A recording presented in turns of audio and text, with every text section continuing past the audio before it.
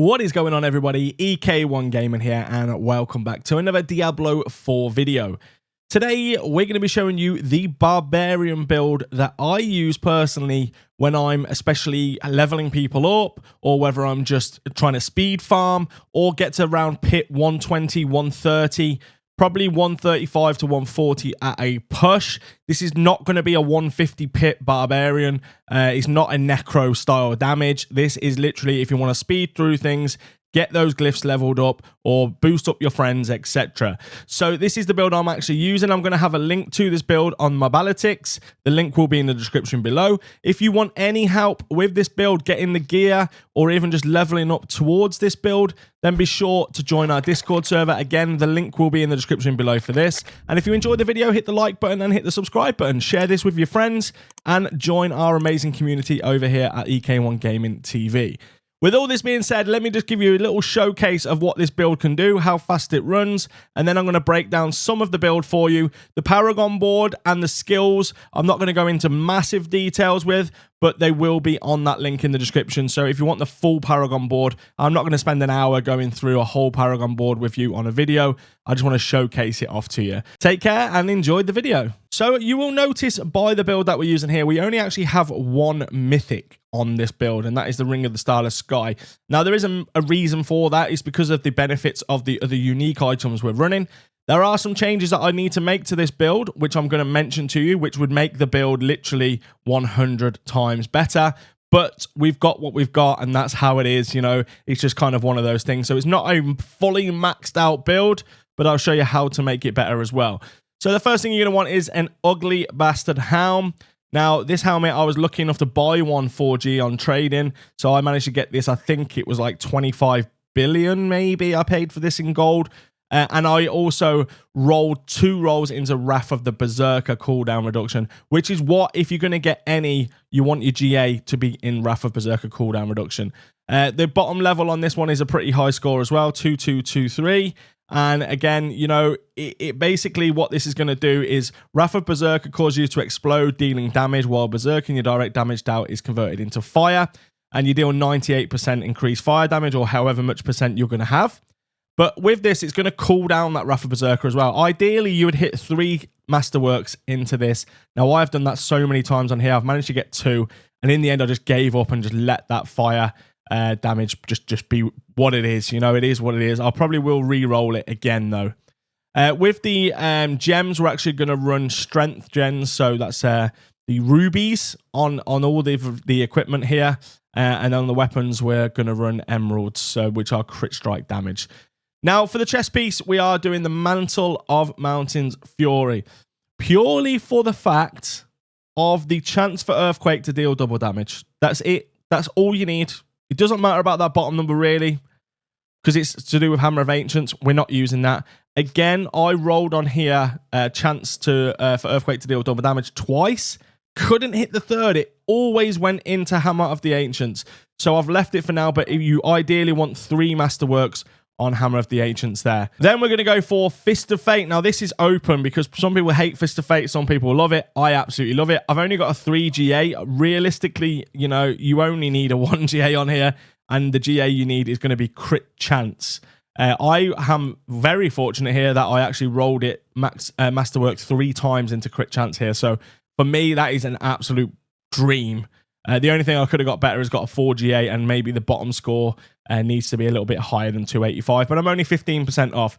So all you're focusing on here is crit chance, and then that bottom number as high as you can get it. So if you're anywhere sort of 280 to 300, you should be at a sweet spot. Then for the pants, we're actually using Tybalt's Will. Now, I've got 4 GA Tybalt's Will. I dropped these, I believe, on stream, actually. So I was quite lucky from the boss runs there.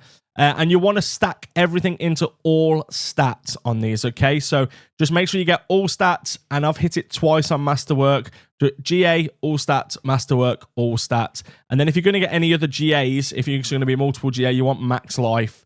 The rest is not going to hurt, you know, it doesn't really matter, but all stats is definitely the one. And again, the bottom number, you just want that as high as possible. Luckily, mine is maxed out there as well. Now, for the boots, you can just use normal legendary boots here. We're going to go for strength, movement speed, and resistance to all elements. The resistance to all elements is very important in this build because you haven't got those resistances, you will die when it comes to going through poison. I found this throughout the whole time I had this build before I could roll these things on. I was getting absolutely shredded in pits, even 100, 110 pits. I was getting killed straight away with poison and different AoE. So, yeah, resistance to all elements, definite need. And then tempering-wise, movement speed, you want him to be a little bit quicker because the Barb is not the fastest character in the game. And then Earthquake size. So that is the Earthquake that you see just basically rumbling onto the floor. That is where all of our damage is. This is why we can speed through, because we're going to proc that Earthquake multiple times. Just keep procking it. And then as we're moving forward, the enemies will follow us and just keep walking into our Earthquakes, and then they will die. And of course, they'll clump up, but I'll tell you how to do that in just a second. So on this one, I do have the every 2 seconds, distant enemies are pulled in to you, and they take 10% increased damage for 3 seconds. So for me, that's what's pulling them in. My Earthquake then is hitting them, and if it doesn't kill them at that point, they're then going to come along and die from just following me, because the Earthquakes will basically just be proccing constantly. So then for your main weapon, and I say main weapon because obviously there's 4 weapons here. This is definitely going to be the main one you want to use. This is a legendary 2-handed mace, bludgeoning, okay? So a 2-handed mace, you want strength, max life, crit damage. If I was going to pick the GA, it would be strength first. If you're going to get a second one, I would have crit damage. That's going to give you that more damage, okay? I was unlucky here. I got strength and max life, but I'll take it. It's still worth having. And then what you want to do is temper here into damage while berserking and chance for Earthquakes to cast twice. Now, that is, again, going to boost up that amount of Earthquakes. It's going to do more damage because there's going to be 2 Earthquakes, and hopefully they're doing double damage from one of the other pieces, and you know how it runs. So basically, that's what we're going to do. You want to then proc into chance for Earthquake to cast twice. And then if you can't get 3 into that, I would get 1 into crit damage or 1 into damage while berserking. One of the 2. It'll be pretty good either way. But try and get 3 into chance for Earthquakes to cast twice. Because you're going to get that as close to 100% as possible, which means it will all the time happen. And then the aspect on there, Ground Stomp creates an Earthquake, damaging enemies for 2,900 or however many physical damage you've got over 4 seconds. While standing in Earthquakes, and for 4 seconds afterwards, you deal 116% increased damage, or whatever percentage you can land on the bottom. Get that as maxed out as possible. Mine's not maxed out, of course, the aspect. But if you can max that out, that's actually going to be great, because you are going to be using Earthquake, and Ground Stomp is one of the skills we're using, so you're definitely going to want to utilize that. And basically, it's your Earthquake deals 116% increased damage anyway, so whether you're standing in it or not, you're going to get that damage. So that's definitely a good one to have. Room-wise, we're actually running Ignite Tech on this one. So basically, invoke the Barbarian's Earthquake, dealing damage to enemies within. So basically, use a non-basic skill. So just literally pick a non-basic skill. So a core skill. You know, there you go, Whirlwind. We're procking it. And you're going to proc out Earthquakes. So it's really simple. Keep spamming the Whirlwind button, or click it, or whatever you're doing, and it will just keep putting Earthquakes on the ground. Okay, so that's all we're doing that for. Now, for these 2 weapons here, they're exactly the same in terms of what they have on them, apart from one of the tempers.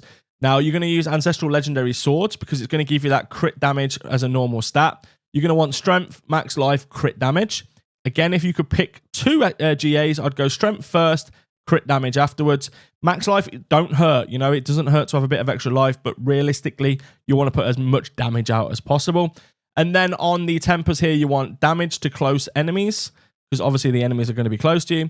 And then Heavy Hitter. What you want to hit is 3 into Heavy Hitter. Heavy Hitter is a massive, massive one to hit. And get 3 Masterworks into that, and you'll be absolutely laughing. I can only get 2 again. I'm tempted to get the 3. I'll keep trying again, trying. I'm using that much Obdacite. It's going crazy.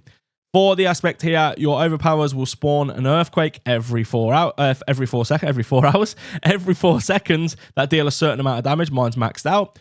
Physical damage over 4 seconds, so that's what it deals. Your Earthquake damage is increased by 15% for every 100 strength you have. And my current bonus is 645%. Yes, a lot.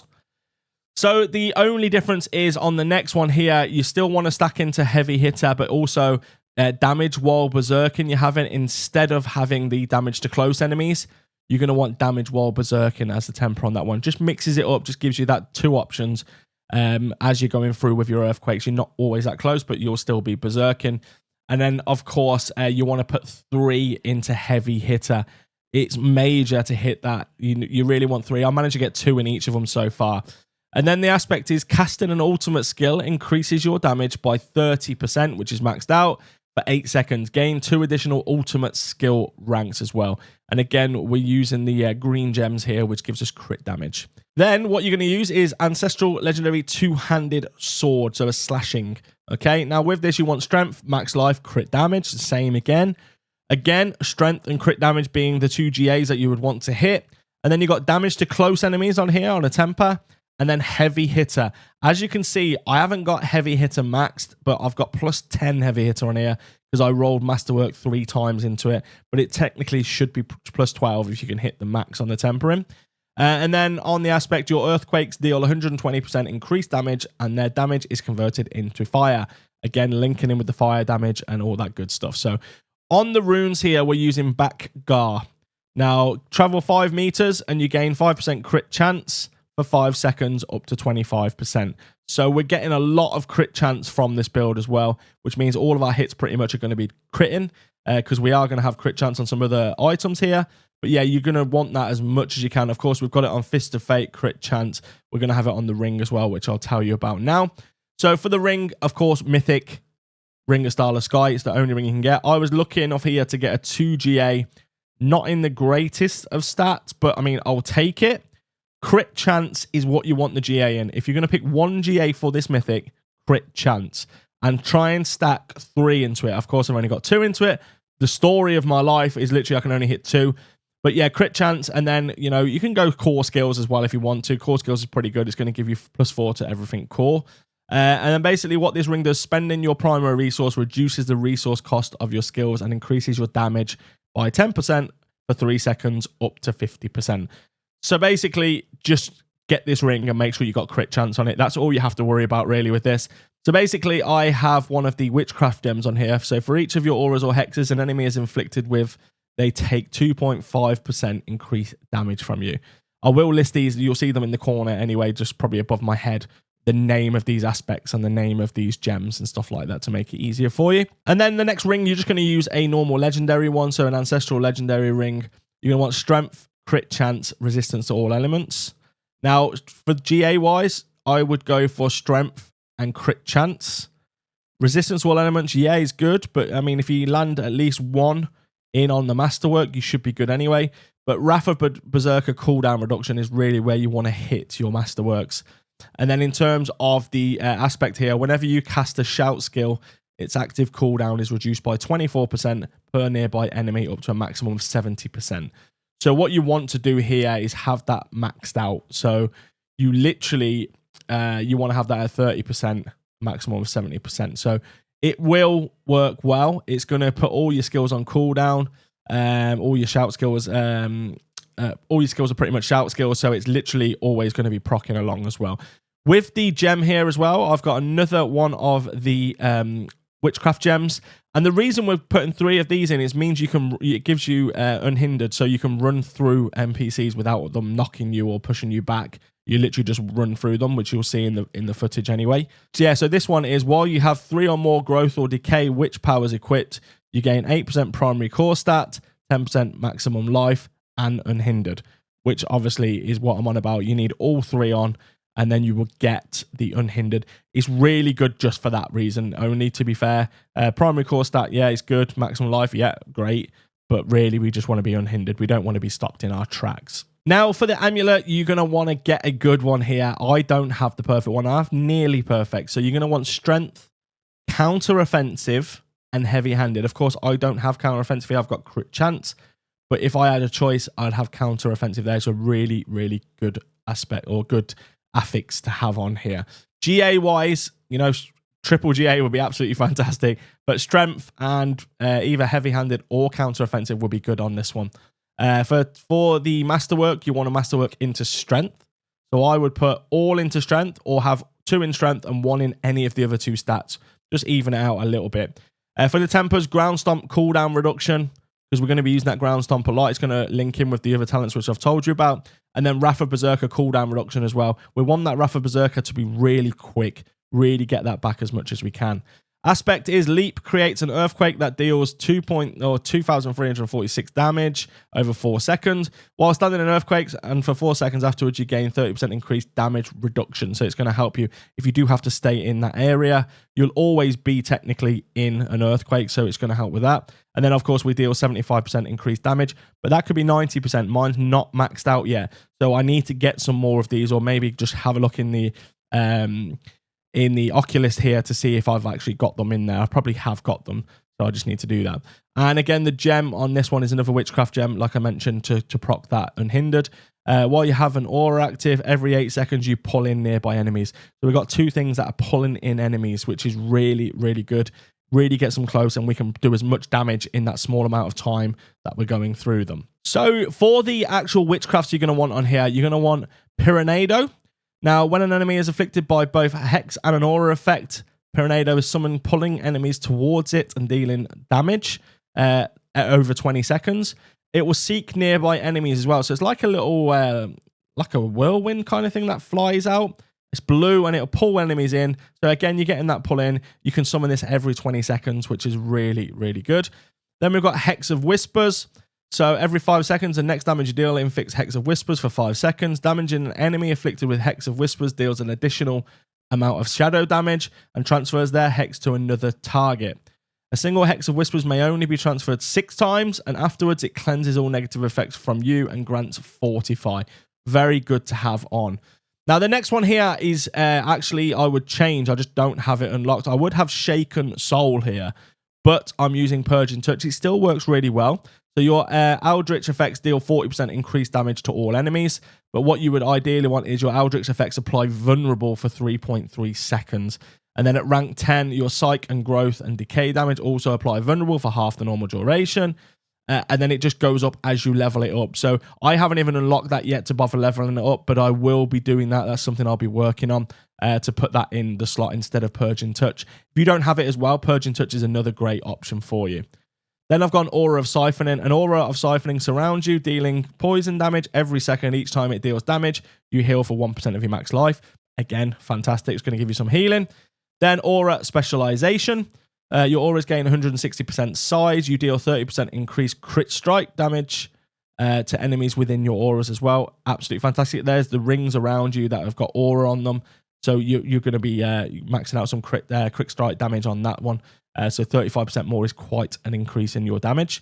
And then Soul Harvest. Whenever you use a cooldown, you gain 1% primary core stat per surrounding enemy. This bonus lasts for 15 seconds. While there are surrounding enemies, Soul Harvest has infinity duration. So as long as you're amongst those enemies, you're going to be getting the benefits from Soul Harvest. Now for the expertise here, we're going for the two-handed axe expertise. And the reason for that is basically the vulnerable damage. So vulnerable enemies take 20% increased damage. That's pretty much the only reason we're doing this. We're going to level it to level 10, so you'll have to use the axe. I would just go in an Undercity and just run through an Undercity whirlwind and with the actual axe equipped on the whirlwind and just get it leveled up quick. I did mine, 10 minutes, if that. So to level 10, it's really easy to do. I'll give you a quick brief look of the skill tree. Like I said before, I'm not going to go through the whole skill tree with you because it's going to be boring and you're just going to see me doing it. So you just put in 1 into whirlwind. The extra 4 here comes from one of the stats we've got on our gear. Don't worry about Hammer of Ancients, even though there's 16 stacked in there. But the main ones are obviously the skills you're going to use: Ground Stomp, Whirlwind, Rallying Cry, Challenging Shout, War Cry, you know, all that good stuff. And of course, Wrath of the Berserker is a big one. And on the main one, Unconstraint as well.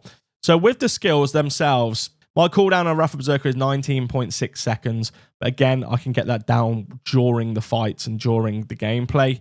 And the rest is sort of 20 seconds. But they all come back quicker. As long as I'm doing shouts, they're coming back fast. So Ground Stomp is 9.6 seconds. Again, if I'm doing shouts, everything is just coming back. You'll see it in the footage as well, that it's just kind of regenning as you go. Paragon Board, I will go through the main Paragon glyphs. So the first one we're using is Irie or Ire. Basically, damage to close enemies, damage while berserking. That's going to literally exactly what you need. Legendary bonus for this is the close enemies. So you can see we've got 12.12% damage to close enemies more and 147.4% damage while berserking. These will go up because we've not maxed out our board yet. We are only 259 on the Paragon. The next one is going to be Rumble, Earthquake damage, and Earthquake damage. It's double, basically 35.1% Earthquake damage and then plus 870.9% Earthquake damage. Definitely going to want that. Again, that's going to go up per strength in that area. So there will be some more strength added on here. Like there's a slot here I can add to. There's a couple of little slots that I can add to. There's one here as well. So we're going to get more on there. And look at how many we've got up here. There's 3 in the red area. Actually, it's 5 there. So you can imagine how much more Earthquake damage we're going to be doing when we get that Paragon leveled up. Then for the next one here, we are using Challenger. So damage to Elite, Dexterity, Willpower, Intelligence, and Strength. And of course, the increased damage Elite is the Legendary bonus on there. So it grants 100% bonus to all normal nodes within the range. So basically anything within the range. The fourth one here is Martial, which is Dust Devil damage. And then damage just in general, damage to close enemies, dexterity, and willpower. And then after casting a shout skill, the active cooldown of every other non-shout skill is reduced by 2 seconds. So again, a shout skill, then your stomp will be 2 seconds less. So it just works out. So it basically procs everything together. Again, this will be boosted up when we fill our Paragon board. And then last but not least, we have Wrath. Now, Wrath is going to give us crit strike damage and even more crit strike damage. And then skills that critically strike generate 3 fury, so it's going to keep that fury going as well. So again, we're going to boost this up with when we've done our glyph, done our Paragon even, sorry. So we're going to get that boosted up even more, but as you can see, 255% crit damage and 14% crit damage as well. So we're just boosting everything up as possible. We currently have 4,322 strength, 383 intelligence, 554 willpower, and 597 dexterity. Going through the legendary nodes, Blood Rage, kill and bleed an enemy has a chance to grant berserking. We also then have Decimator. Each time you make an enemy vulnerable, your damage is increased by 20%. So again, we're going to be making people vulnerable. They are going to have a little bit of bleed on them because of the thorns that we use in the skill tree. So when they hit us, they apply a small amount of bleed. So we are going to be proccing bleed as well. Then we're going to go Force of Nature. Your Earthquakes have 75% chance to spawn a Dust Devil. Again, because we've got some Dust Devil damage within the Paragon board as well to make sure that's boosted up. You'll see the Dust Devils flying off. So it's just basically all complements each other on it. But we do have them all kind of active on here. There's nothing really on the first board. And then, of course, we've got Weapons Master. Swapping weapons grants you 8% of your maximum fury. You deal 30% increased damage to injured and healthy enemies. So you definitely want that one as well. But yeah, so Paragon board and everything like that is all going to be on the link. So make sure you hit the link and follow the Paragon board completely. Mercenaries, you want Subo active because he, especially for pits, he lets all the enemies be seen on the map. And of course, we want to follow this route. So Seeker, Wire Trap, Ready at Hand, Cover Fire, and Opening Fire. And then, of course, just getting maxed out as well because it's worth getting these points. So these points down the bottom here, because you can spend them in the den and hopefully drop some nice gear. Reinforcement-wise, Rahir, and you want it to be Bastion. And then as well as Bastion, cast when the player casts Whirlwind, Bastion will proc, and basically Rahir takes a protective position for 5 seconds, redirecting 90% of the damage. Just helps you get out of a bit of a pickle, if I'm being honest. So it's a very good one to have on here. And we're always casting Whirlwind, so it should always proc. I'll give you a little look here now of what kind of levels we're at in terms of skills, resistances and stuff. So fire resistance, 70%. We're about 45% on these other resistances. Like I said, I didn't max roll them or GA them, which would make these pretty much maxed out. Bludgeoning weapon, don't worry about that. The main ones are crit damage, and I'm just in town at the minute. I'm not in combat. If I do that, so crit damage, overpowered damage, vulnerable damage, and then we're looking at all damage to close. So these are the ones that you want to look at. Damage while berserking as well. Again, armor's maxed out, so you don't have to worry about that. But yeah, here's what you need to basically kind of aim for, you know, in terms of if you're putting this build together. You want to be around this area here. When you are in combat and you're hitting things, all these things here will come up. Like, you know, I've seen attack power at like ridiculous numbers. So just make sure you're proccing everything every time you're in battle. Now, that is it for today's build breakdown. I hope this answers everyone's questions from the live stream, because a lot of people are asking me what barb build I use, what necro build, etc. I will be putting all of the builds out over the next 2 weeks, so you're going to be able to come on, see what build I'm using, and I'll also put them on my Ballotics as well, because I find it so much easier just to read a build.